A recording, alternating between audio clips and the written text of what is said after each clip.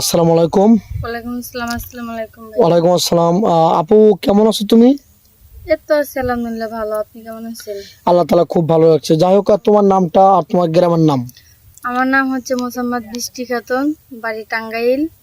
মা বাবা কেউ নেই, চাচা চাচির মধ্যে থাকি, খুবই অসহায়। খুবই কষ্টে আছো? হ্যাঁ, কষ্টে আছি তো, এই তো অবস্থায়।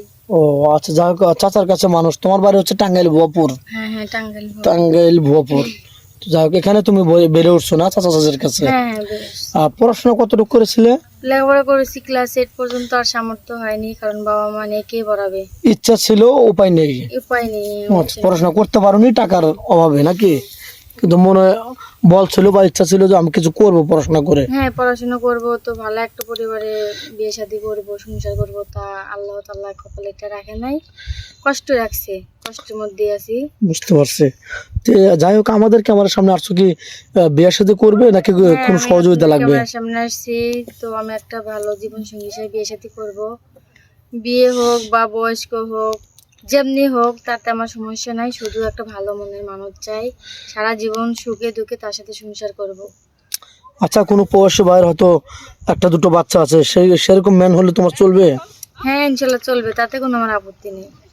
ও, একটা বাচ্চা থাকলে তোমার আপত্তি নেই? না, একটা দুটা থাকলে আমার কোনো আপত্তি নেই। ও, শুধু সে ভালোবাসাতে আগলে রাখলে হবে নাকি? ভালোবাসাতে রাখলে হবে। আচ্ছা, এখন তুমি অভাবে অনটনে আছো, খুব কষ্টে আছো। এই দরিদ্রতার কথা শুনে তোমাকে ভালোবেসে তোমাকে কেউ বিয়ে করতে চাইলো, কোনো প্রবাসী ভাই, তার সাথে কোনো ছলচাতুরি বেইমানি দুই নম্বরই? না না, আমি তার সাথে কখনো সলসতা 2 নাম্বারই করবো না, কারণ আমি তার সাথে এক কাপড়েই সারা জীবন সংসার করে যেতে চাইছি, সারা জীবন এক হাত ধরেই। মানে তুমি শুধু একটা বট গাছে ছায়া হ্যাঁ, খুঁজে মাথার উপরে যাচ্ছ? একটা আমার ছায়ার দরকার। যাবো লাল শাড়ি পরে, আসবো বের হয়ে সাদা শাড়ি পরে তার ঘরে থেকে। তার ঘরে তোমার জীবন শেষ করে দিতে হ্যাঁ, শেষ চাও? করে দিব আমি। ভালোবাসা দিয়ে আগলে রেখে মানে জীবনটা শেষ করে দিব ওখানেই? এমন একটা ভালো মনের মানুষ পাইলে আমি বিয়ে শাদী করবো।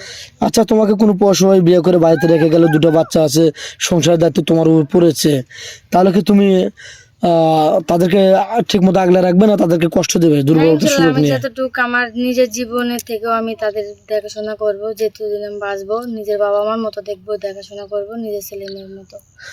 কষ্ট দেবে না তো? সত্য না, বলছো, এগুলো কখনো কথা সত্যি সত্য? বলছি ভাই, আমি কষ্ট দিই, কারণ মা বাবার আদর পাইনি, আমি কষ্টটা বুঝতে পারতেছি, বুঝছেন? ও, তো অনেক সুন্দর কথা বলছো। তো যাই হোক, তোমাকে কিভাবে পাবেন? আমাকে পাইতে হলে আপনাদের যেখানে এই নাম্বারে দেওয়া থাকবে, এই হোয়াটসঅ্যাপের নাম্বার দেওয়া থাকবে, আপনার সাথে যোগাযোগ করবে, কারণ আমার কাছে কোনো ফোন নাই।